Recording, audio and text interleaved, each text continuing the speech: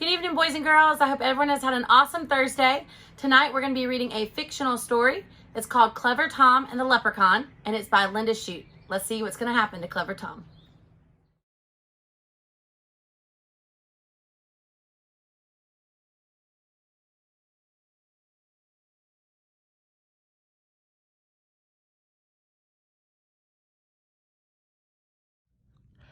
Clever Tom and the Leprechaun, written by Linda Shute.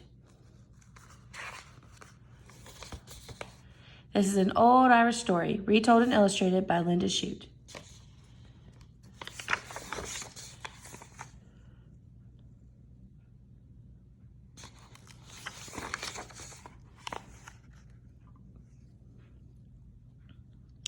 One fine day, on Lady Day in the harvest, Tom Fitzpatrick took a ramble down the lane.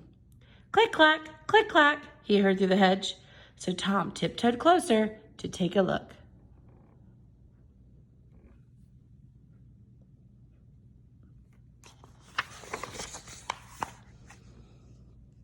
The clacking sound stopped when Tom peeped through the bushes, and in the shadow, what did he see?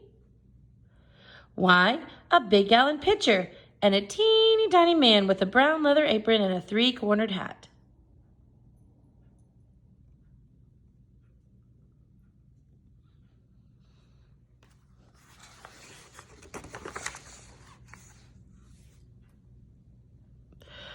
Up the small man climbed on his wee wooden stool and dipped his little piggin into the crock.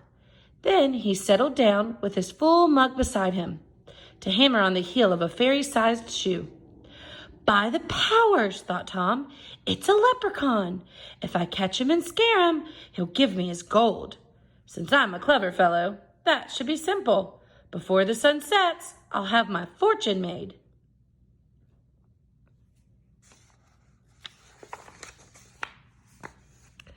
Tom stared at the leprechaun and tried not to blink. He knew that if he looked away, the old man would escape. Then he crept up quite near and tipped his hat politely, saying, "Good day to you, neighbor. Blessings on your work." "Thank you kindly," said the small one, but he never looked up. He just kept on tapping at the heel piece of the brogue.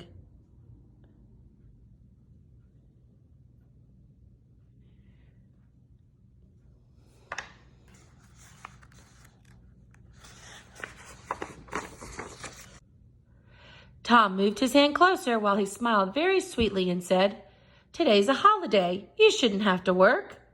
The leprechaun frowned and answered him sharply, "If I do, that's my business and none of your own.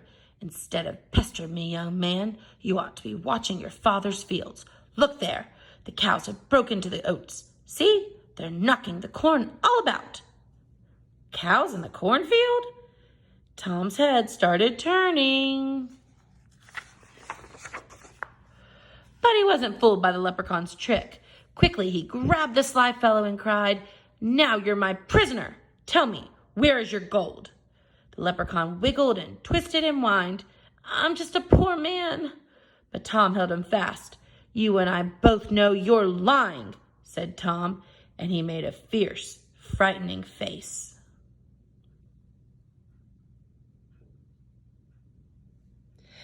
Finally, the leprechaun quit squirming and said, "Tom Fitzpatrick, you're too clever for me. I see you are after my buried treasure, so I'll have to show you where it is hid." With his eye on the bitty man locked in his fist, Tom followed where the leprechaun led him. He traipsed over a hill and under some hedges and through a ditch and across the peat bog. At last, just when Tom feared he'd been hoodwinked, he found himself in a great field of weeds. "Dig there," said the leprechaun, pointing to a bush. "Deep under that bullion is where I put my gold." "Thunderation," said Tom. "I need to fetch my spade, but when I return, I'll be lost. There are 40 acres of bullions here, and each plant looks just like the other."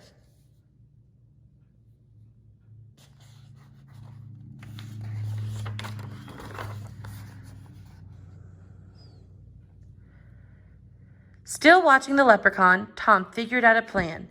He tied his bright red garter on the bush. "Swear, you old rascal, that you won't take this off while I run back to get my spade." "That I will promise you," the little man said. Tom grinned, knowing leprechauns always keep their word.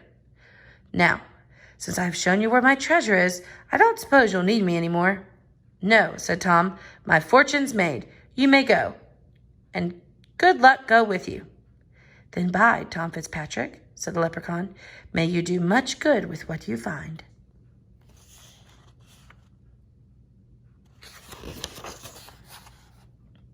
Away Tom ran as fast as he could run, figuring how he'd spend the gold.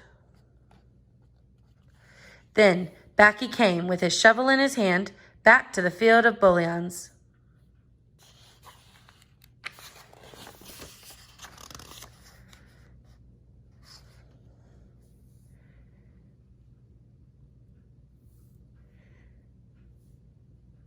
But when he got there, lo and behold, a garter, just like his own, was tied to each and every bush as far as he could see.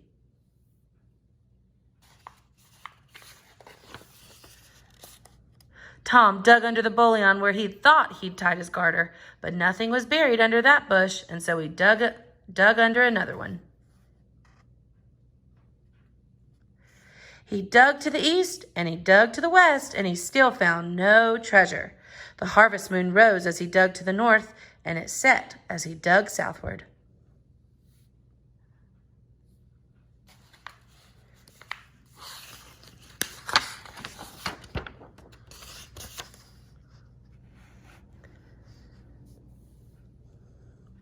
When the sun came up, Tom saw he'd dug 100 holes, and tired Tom Fitzpatrick knew he couldn't find that gold, so he gave up and headed for home.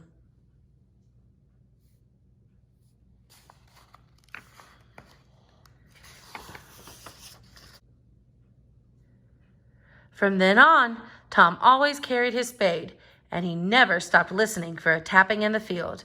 Every chance he got, he'd tell how he nearly found the gold. "And since I'm a clever fellow," Tom would end his tale, "the next time I catch that leprechaun, I'll have my fortune made."